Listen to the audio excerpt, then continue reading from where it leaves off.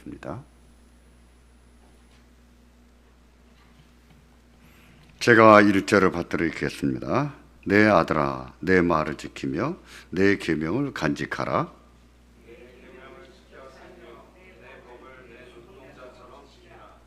이것을 내 손가락에 매며 이것을 내 마음판에 새기라.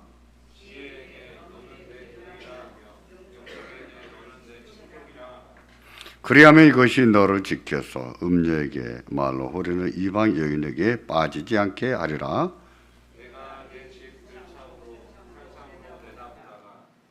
어리석은 자 중에 젊은이 가운데에 한 지혜 없는 자를 보았노라.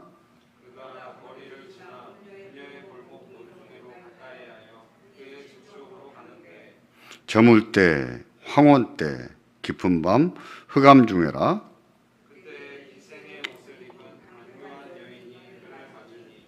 이 여인은 떠들며 완악하며 그의 발이 집에 머물지 아니하여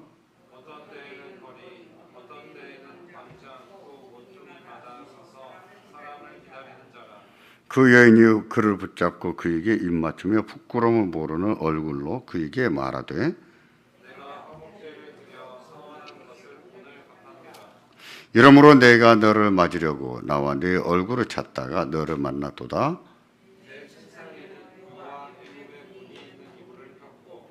모략과 침향과 계피를 뿌렸노라.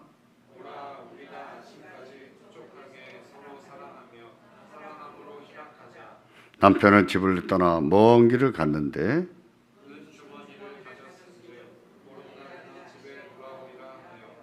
여러 가지 고운 말로 유혹하며 입술에 호리는 말로 꾀므로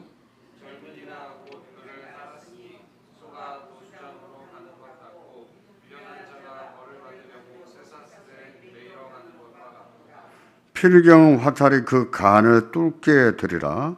새가 빨리 그물로 들어가되 그의 생명을 잃어버릴 줄을 알지 못함과 같으니라.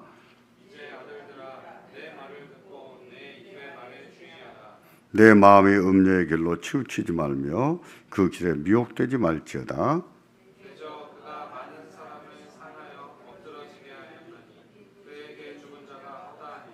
같이 보십니다.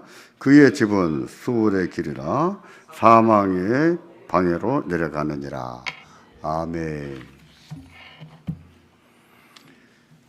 오늘로 부모의 훈계 마지막 강론을 합니다. 지혜 특강이 남아 있어요. 지혜 특강이 남아 있지만 훈계로서는 마지막 강론입니다. 일반적으로 한국 교회는 지혜서를 중요하게 가르치지 않습니다. 욥기나 전도서나 잠언을 설교 중에 인용 구절 하나 두 개 이렇게 사용을 해도 하나하나 처음부터까지 강론하면서 가르치지를 않는 경향이 드납니다. 그러나 지혜서는 이 세상을 살아야 할 하나님 백성을 위한 강론이에요. 이 세상을 살아야 될 하나님의 백성. 종말의 시대를 살아야 되는 성도가 아닙니다. 국가적으로 또 사회적으로 안정된 시대를 살아야 되는 하나님 백성들에게 주신 교훈이에요. 잠언은 대부분 솔로몬 왕이 기록했습니다. 그리고 이것이 흩어지고 이게 많이 훼손되가는 것을 안타깝게 여겨서 히스기야 왕이 다시 정리했어요. 그래서 오늘의 잠언으로 형성이 된 겁니다. 전도서는요, 솔로몬 왕이 기록한 것으로 보고 있습니다. 또 그렇게 밝혀요. 이들 왕의 공통점이 무엇입니까? 솔로몬, 히스기야, 공통점이 뭘까요?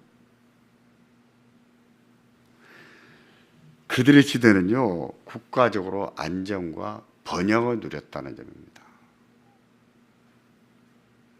어떤 왕들의 시대보다도 국가가 안정되어 있었고 크게 번영했던 시대의 왕들이었어요.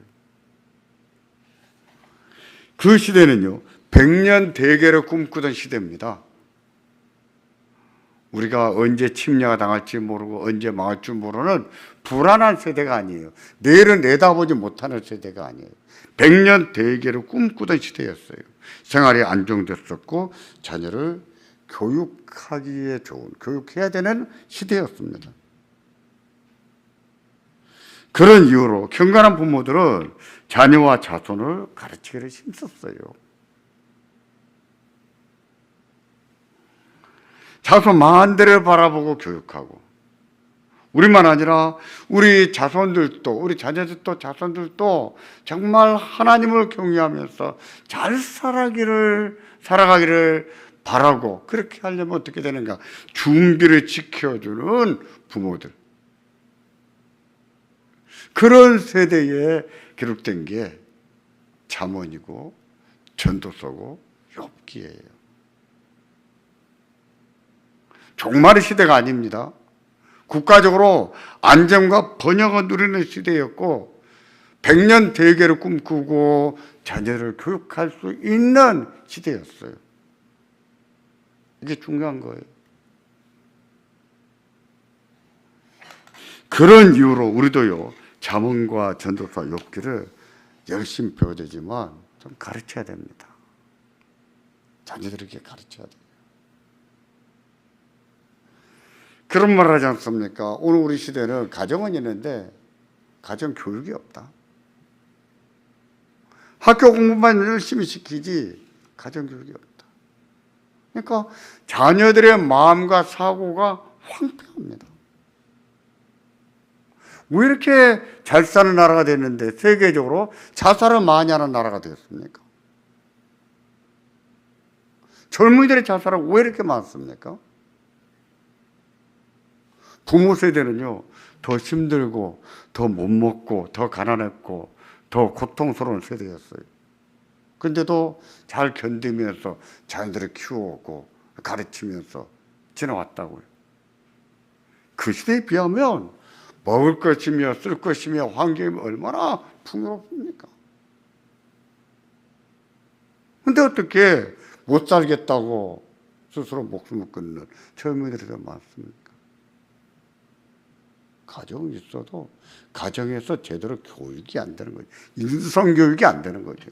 학교 공부 잔뜩 해보면 뭐합니까? 인성교육이 안 되어 있는데.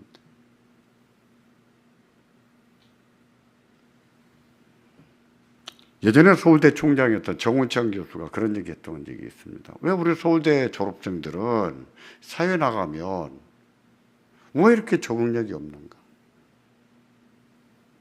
공부로 따질 것 같으면, 학력으로 따질 것 같으면 최고입니다.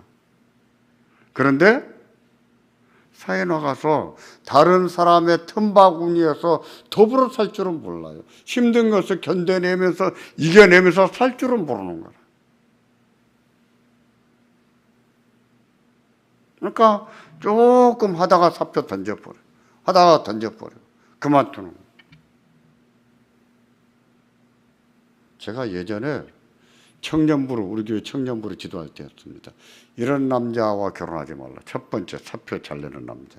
두 번째, 화 잘 내는 남자. 그렇게 가르쳤어요. 어떤 청년은, 여자 청년은 성격이 너무 고약해서 다 소문이 자자했어요. 이은기는 압니다. 너는 결혼하지 말고 혼자 살아라 했어요. 야, 네 성격 감당할 남자가 없다. 그랬습니다. 아니면 굉장히 좋은 남자를 만나든지. 참 놀랍게도 그런 남자 만났어요. 잘 살아요.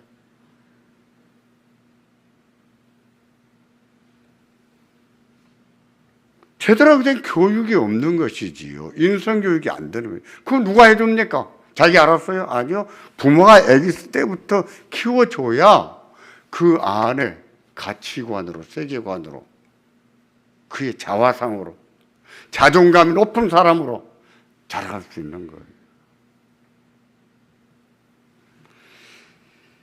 솔로몬과 히스기야 시대가 그런 시대였습니다. 안정과 번영을 누리는 시대였고 자녀들에게 100년 대계를 꿈꾸면서 교육하는 시대였어요. 뭘 가르칠 것인가? 그 중에 하나가 잠언이었어요. 애굽에도 잠언이 있었습니다. 애굽의 잠언은요, 왕족의 자제들, 장차 나라의 지도자들이 될 사람들을 가르치기 위한 폐왕학 중에 하나였어요. 성경에는 잠언도요. 잠언에 사용하는 용어나 잠언에 나타났던 어떤 환경이나 그런 내용들을 보면 농사 짓는 사람들에게 해당하는 얘기가 많지 않습니다. 대부분은 도시사회. 그때는 도시가 어디였겠습니까? 예루살렘이었지. 예루살렘에 누가 살았을까요? 귀족들이, 나라의 리더들이 살았죠. 한양도 마찬가지였습니다. 조선시대에도. 서울에 누가 주로 살았겠어요? 고관 대작들이 주로 살았죠. 그래서 성경의 잠언은 교육의 여건이 되고 자녀들을 교육시킬 수 있는 그런 부모들이 주로 배우지 않았을까, 가르치지 않았을까. 내용상을 볼 때 그렇게 보는 거예요. 지혜세가 그렇습니다. 100년 대계를 꿈꿀 수 있는 세대에 자녀들을 가르치기 위해서 기록한 거예요. 그러니까 잠언은 훈계도 끊임없이 무엇으로 시작합니까? 내 아들아, 내 자녀들아. 부모가 자녀를 가르치는 형식으로 말씀을 하잖아요. 이것은 뭐예요? 자녀들의 미래의 삶을 준비시켜 주는 것이죠. 준비시켜.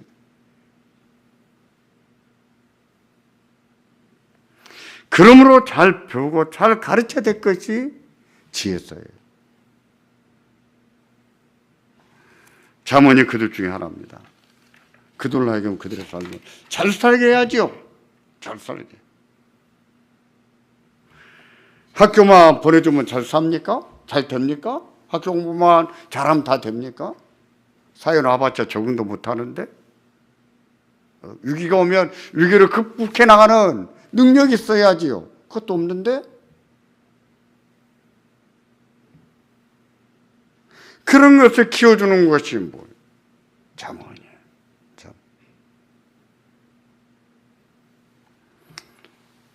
의롭게 살아라. 그리고 잘 살아야 된다. 이렇게 말씀하는 것이 잠언의 주제입니다. 잠언에서 의롭게 산다고 하는 것은 하나님을 경외하는 믿음으로 사는 것이지만 단지 그냥 마음에 있는 믿음이 아니에요. 그냥 기도 많은 믿음이 아니에요. 예배 많은 믿음을 말하지 않습니다.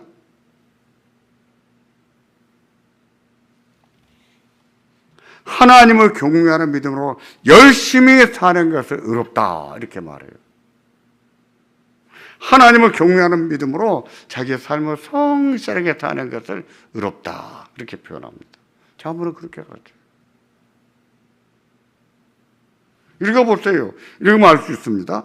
어리석게 행동하지 않으면서 정직하게 사는 것을 의롭다라고 말해요. 가난한 자들을 잘 보살펴주면서 그리고 재물을 가지고 하나님을 공경할 줄 아는 것 이런 것을 의롭다라고 말합니다. 층위론적인 의를 말하지 않고 하나님을 경외하는 사람은 그 믿음을 가지고 삶을 어떻게 살아내는가 잘 살아내는 그 삶을 의롭다라고 말하는 것이죠.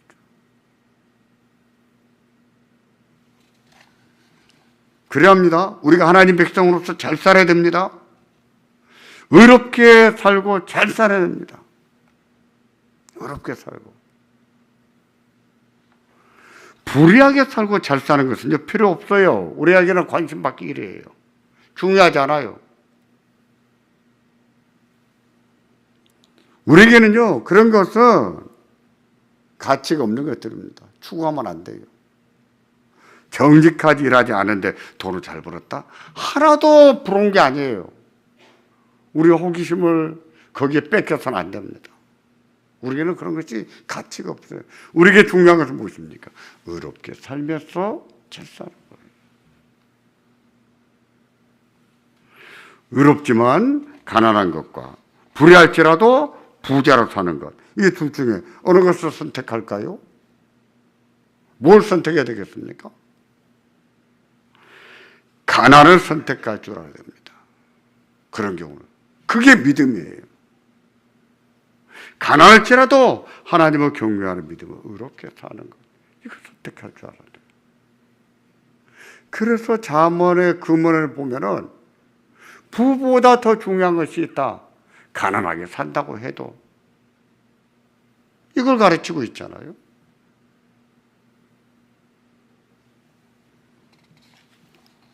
우리가 하나님 백성으로서 정말 의롭게 살아야 됩니다. 그러면서 우리의 삶을 잘 살아야 돼요. 잘 살아야 됩니다. 물론 잠언에서 말하는 잘 산다는 말이 꼭 부자가 되는 것, 무조건 부자가 되는 것, 그것만을 얘기하지 않습니다. 그렇다고 가난하게 사는 것을 잘 산다 이렇게 말하는가? 그것도 아니에요. 부가 왜 중요한지 설명하잖아요. 가난하면 친구도 멀리한다 가르치잖아요. 부가 중요하다 가르쳐요.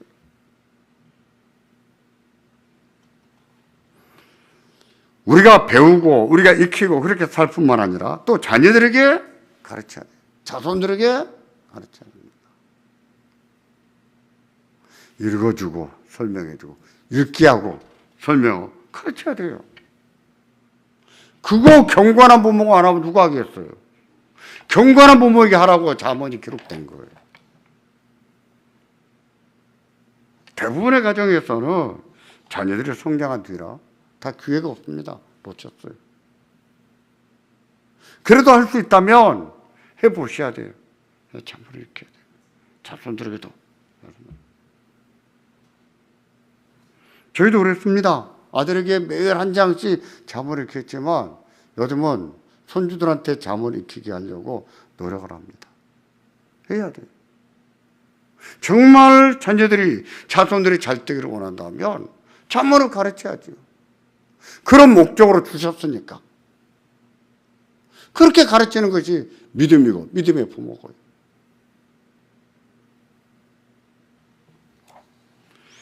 잠언의 10번째 훈계는요, 음행에 관한 교훈입니다. 잠언의 부모는 이 훈계에서 혼인하지 않은 아들에게 교훈한다고 지난주에 말씀드렸습니다. 혼인하지 않았지만 그런 문제에 휘둘릴 수가 있거든요. 실제로 그런 경우들이 많아요. 실제로. 지금 우리 시대는요, 더 해요. 우리는 저희 클 때와는 달리 지금은 음란한 영상이든지 뭐 잡지든지 이런 거 접근이 너무나 쉽습니다. 너무나 쉬워요.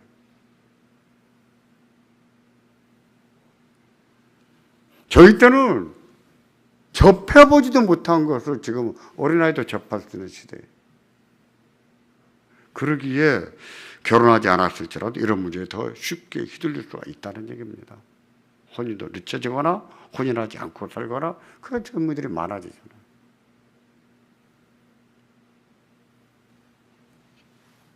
이 10번의 훈계에 등장하는 음녀는요, 유부녀입니다. 7장 7절부터 21절까지가 그 여인이 젊은 남자를 꾀는 예를 구체적으로 말합니다. 구체적으로 설명해요. 7절에는 거기에 휘둘린 젊은이, 남자이죠, 남자. 젊은이를 잠언 아버지는 어리석은 자라 이렇게 말했고 지혜가 없는 자다 이렇게 말합니다. 그런 일을 휘둘린 사람은 어리석은 자고 지혜가 없는 자라 이 말입니다.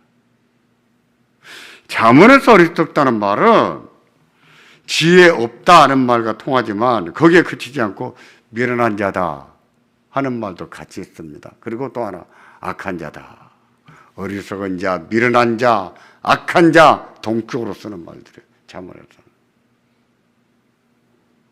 그런 일에 휘둘린 젊은이는 나쁜 놈이란 뜻이죠. 악하다는 거죠. 그런 사람이 있습니다. 음행 무서운 것을 모르고 살아.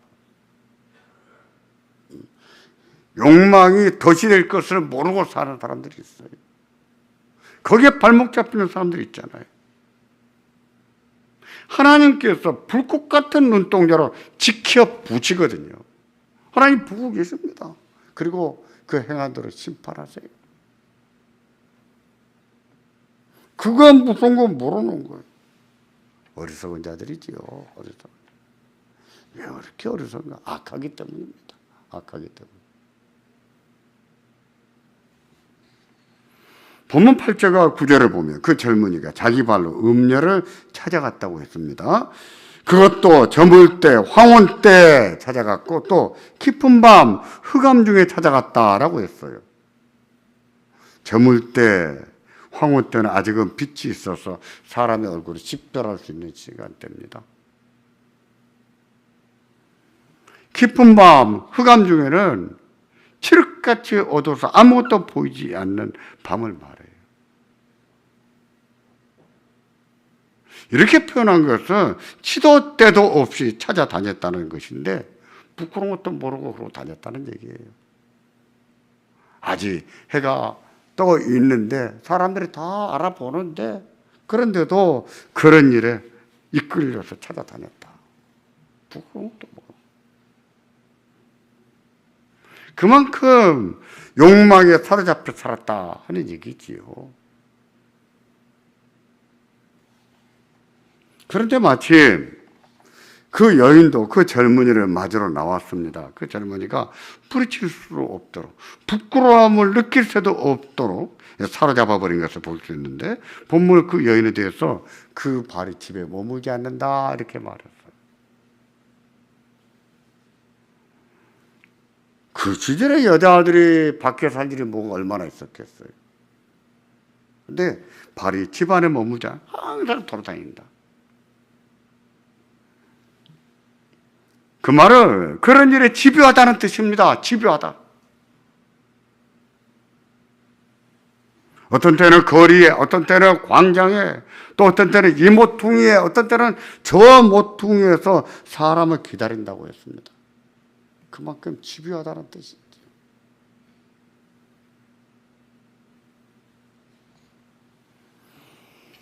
그런 여인이 정신 나간 젊은이가 제 발로 찾아왔는데 놔두겠습니까?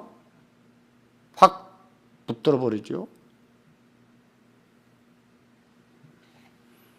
그래서 그 젊은이에게 입을 맞추면서 치명적인 말로 유혹합니다. 그 치명적인 말이 두 가지 있는데 그 중에 하나가 14절과 15절이에요. 같이 보겠습니다. 내가 화목제로 드려 서운한 것을 오늘 갚았노라. 이러므로 내가 너를 맞으려고 나와 네 얼굴을 찾다가 너를 만나노라. 무슨 뜻일까요? 들었다고 합니다. 내가 화목제 제사를 드려서 서운한 것을 갚았는데 서운한 것을 갚았으면 그 다음에 남은 것은 뭐예요? 이루어지는 것이죠.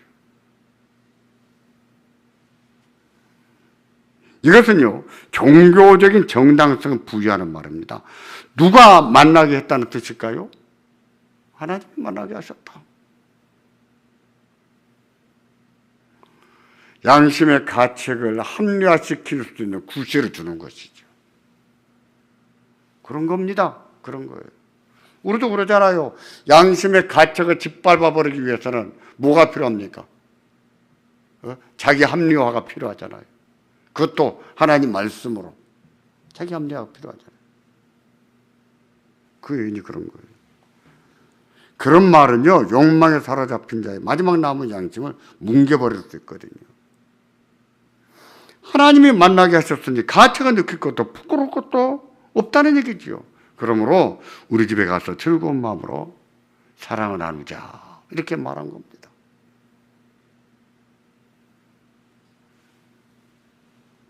그래도 망설일 수 있습니다. 그래도 비록 그 젊은이가 제 발로 음녀를 찾아갔지만 서운한 것을 갚았다며 아무리 욕을 해도 여전히 가책이 남아 있을 수도 있거든요. 그 여인도 그 살았는지 최후의 일격을 가합니다. 그 일격이 19절과 21절이에요. 같이 보겠습니다.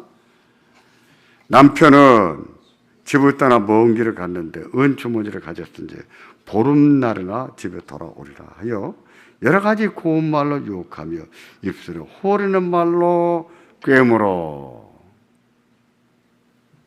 일말의 가책이 남아있던 젊은이에게 하나님께 서운한 것을 갚아서 너를 만났다고 했습니다.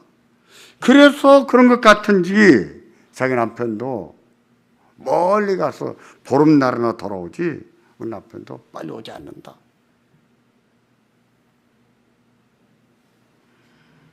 이런 말은요, 그렇게 하는 것이 하나님의 응답이나 되는 것처럼, 하나님의 뜻이나 되는 것처럼 욕하는 말이죠. 결국 이 마지막 말로 어리석은 젊은이는 일격을 받습니다. 그리고 그 음녀를 따라갔습니다.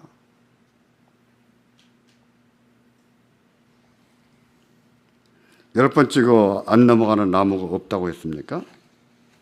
그렇지 않아도 성적인 욕망으로 가득 찼는데 유혹하는 자가 집요하게 꼬드기면 넘어가지 않고 버틸 사람이 얼마나 있을까요?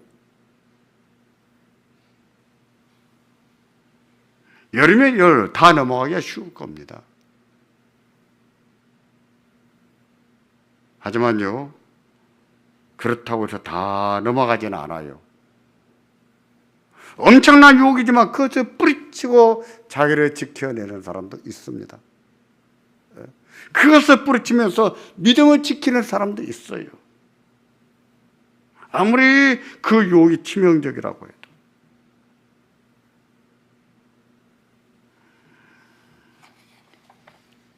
유혹도 유혹이지만 자기 내면에 가득 찬 욕망을 이기기란 참 쉽지가 않거든요. 그런데 그걸 이겨내는 사람도 있어요. 그래야 됩니다. 그래야 되는 거예요. 그것을 이겨내야 자기도 지킬 수 있는 거고 가정도 지킬 수 있는 것이죠.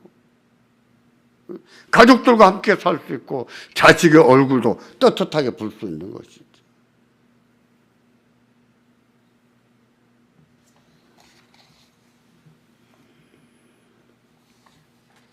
그런 이유, 문제는 우리 마음의 꿈틀 욕망, 그런 것 때문에 자본의 아버지는 음녀를 탓하기보다는 자기 아들에게 주의하라고 말합니다. 10번의 훈계에서 4번이나 말했어요. 4번이나 반복적으로 교육한 거예요. 집중적인 교육이죠. 이것이 중요하다. 너가 잘 살다가 인생 엎어먹지 않으려면 이거 조심해야 된다 하고 4번이나 얘기한 거예요.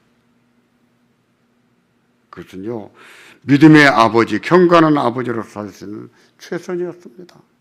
최선.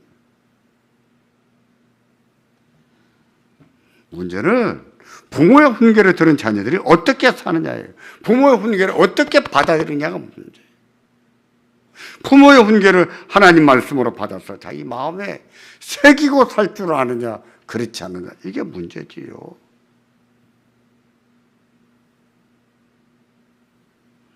그 말씀을 마음에 새기고 산다면 그 자녀들은 정말 지혜로운 거예요.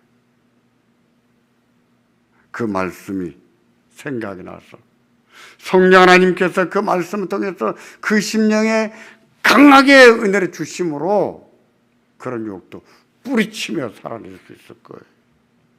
그래 인생을 잘 살지요. 자문의 아버지가 가르치고 싶은 것이 그거예요. 잘 살아야 된다. 잘 살아야 된다. 그거예요. 어떻게 잘 사는 것인가?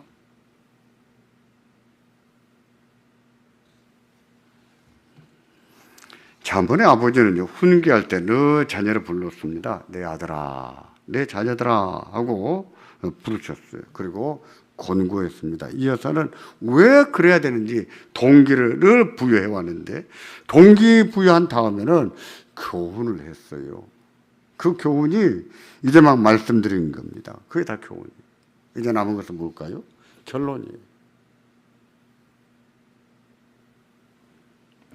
자문의 아버지는 훈계를 마치면서 부모의 훈계를 거부하는 자식은 어떻게 되는지 경고로 결론을 짓습니다. 그 경고가 본문 22절부터 27절까지입니다. 먼저 22절과 23절을 보면 그런 자식은 망할 것이라고 합니다. 망할 것이다. 잘 사는 것이 아니라 망할 것이다. 죽을 것이라고 얘기합니다. 보실까요? 젊은이가 곧 그를 따랐으니 소가 도수장으로 가는 것 같고 미련한 자가 벌을 받으려고 쇠사슬에 매이러 가는 것과 같도다. 필경은 화살에 그 간을 뚫게 되리라. 새가 빨리 그물로 들어가되 그의 생명을 잃어버릴 줄을 알지 못함과 같으니라. 아무리 욕망에 끌린다고 해도, 아무리 욕한다고 해서, 그래서 거기에 끌려가는 사람 뭐와 같은가? 부모가 그렇게 훈계를 했는데 부모의 훈계를 무시하고 사는 자식은 뭐와 같은가? 도살장에 끌려가는 짐승과 같다 그랬습니다. 도살장에 끌려가는 짐승, 그 다음 뭐예요? 목을 쳐버리는 것이지, 죽이는 것이지. 죽을 수 있다는 뜻입니다. 죽는다는 뜻이에요. 또 뭐와 같은가? 미련한 자가 감옥에 갈 것을 뻔히 알면서도 미련한 짓을 하는 것과 같다라고 했어요.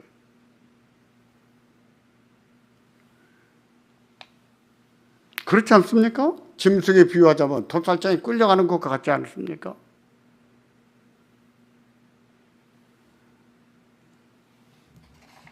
옛날에는요, 저희가 클 때는 엄마 아빠들이 그냥 아빠가 좀 바람 펴서 좀 엄마들이 다 봐주면서 살았습니다. 지금은요, 알짤 없어요. 예? 조심해야 돼요. 한 방에 나갑니다. 한 방에. 그래서 자식들을 주위로 찾시키, 아들을 주위로 찾시키.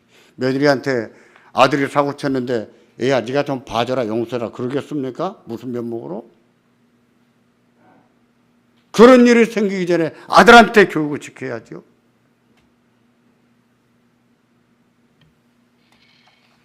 또 그런 자식은 누구 같은가? 어떤 것 같은가? 간에 화살을 맞은 것과 같다 그랬어요. 활을 당겨서 화살을 쐈는데 그 화살이 하필이면 간에 정통으로 맞았습니다. 그것도 꿰뚫어 버렸다고 했어요. 살겠습니까? 죽겠습니까? 죽지요. 너 그랬다 하면 죽는다. 그런 뜻으로 이 말씀한 거예요. 경고예요. 경고입니다. 10번째 훈계를 마치면서 이 경고의 말로 말씀 마친 거예요.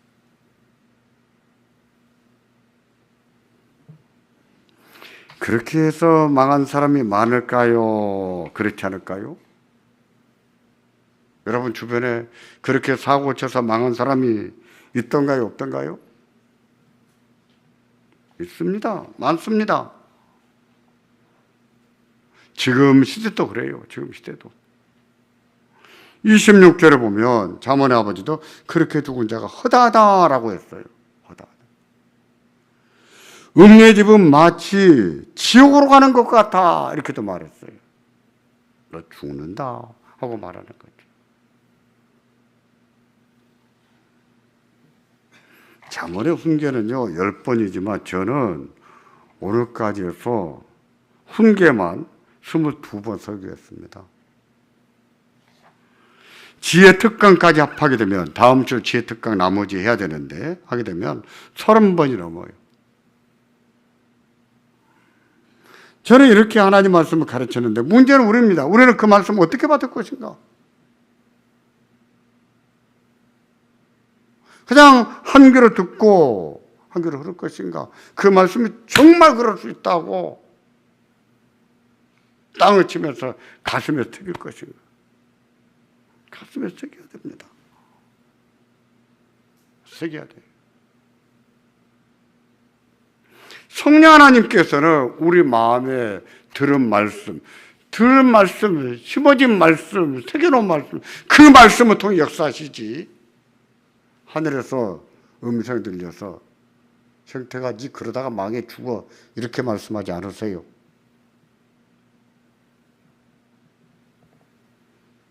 그래서 그 말씀을 새기는 게 중요한 거예요. 듣고 새기는 것이 중요해요.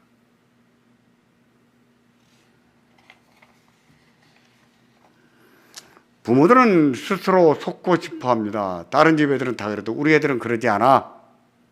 우리 애들은 그럴 사람들이 아니야.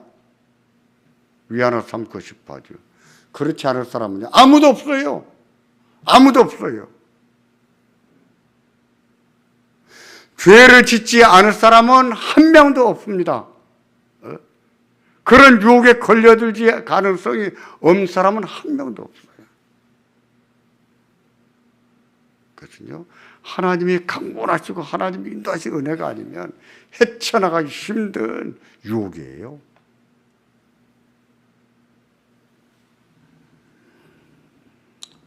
우리가 잠언의 말씀을 어떻게 받을까요? 어떻게 살까요? 잠언의 말씀대로 살기를 힘써야 됩니다. 그것은 하나님을 경외하는 거예요. 그게 믿음으로 사는 거예요. 의롭게 사는 거예요. 그런 분들이 잘 됩니다. 하나님이 잘 되게 하세요. 하나님이 잘 되게 하시겠다고 말씀하셨거든요. 이게 잠언이에요. 보세요. 하나님 말씀이에요. 잠언의 말씀을 마음에 새겨야 됩니다. 어떻게 새깁니까? 자꾸 읽고 자꾸 들어야 새겨지는 거예요. 자꾸 읽고 자꾸 들어야 새겨져요. 한 번 들었다고 새겨집니까? 아니요. 한 번 들은 것은요, 24시간 지나면 95%를 잊어버린답니다. 5%밖에 안 남는답니다. 다 잊어버리지. 지난해 우리 교회 찬양 예배 때 간증했던 가마치 통닭이 CEO 김정은 장로님이 그런 말씀하셨던 게 기억납니다. 그분은 잠언을 매일 한 장씩 날짜에 맞춰서 오늘은 14일이니까 14장, 15일은 15장 한 장씩 읽는다고 합니다. 그분은 자기가 고백한 대로 공부를 많이 못해서 경외의 무엇이 잘 모른다고 해요. 근데 잠언을 읽으면서 지혜를 많이 얻고 잠언을 읽으면서 어떻게 회사를 경영해야 되겠는가 그런 것을 많이 배운다고 해요.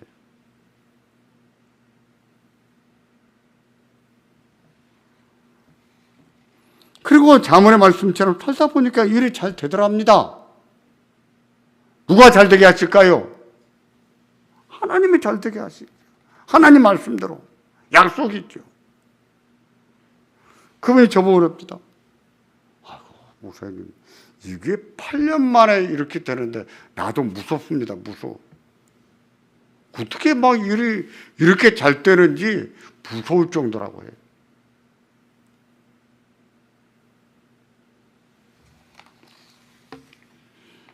우리도 날마다 잠언의 말씀을 마음에 새기고 살기를 바랍니다. 잠언의 부모가 하지 말라고 금지하신 것은 하지 말고, 잠언의 부모가 잘 살기 위해서는 이건 꼭 해야 된다. 명령이에요. 이걸 꼭 지키고 살아야 됩니다. 중요한 사실은 하나님이 보고 있다는 사실이에요. 하나님이 주관하신다는 사실이에요. 하나님이 벌하실 자는 벌하십니다. 벌하세요. 하나님이 복 주실 자는 복을 주시는 거예요. 누구에게 주시겠습니까? 하나님 말씀 따라 사는 자에게 주는 것이죠. 그렇게 가르치는 것이 잠언이에요. 잠언은 봉사상을 가르칩니다. 네가 심는 대로 거둔다. 이렇게 가르쳐요. 그러므로 잠언의 말씀을 마음에 새기고 그 말씀 따라 살고 그렇게 살기를 기도하시고 하나님의 은혜를 구하기를 바랍니다. 그렇게 해서 하나님이 우리의 삶을 잘되게 하시고 잘 살게 하시고 그렇게 됐을 때 우리 하나님 앞에 기뻐하면서 감사와 영광을 돌리는 우리가 되기를 주의 이름으로 축원합니다. 기도하겠습니다. 같이 기도하겠습니다.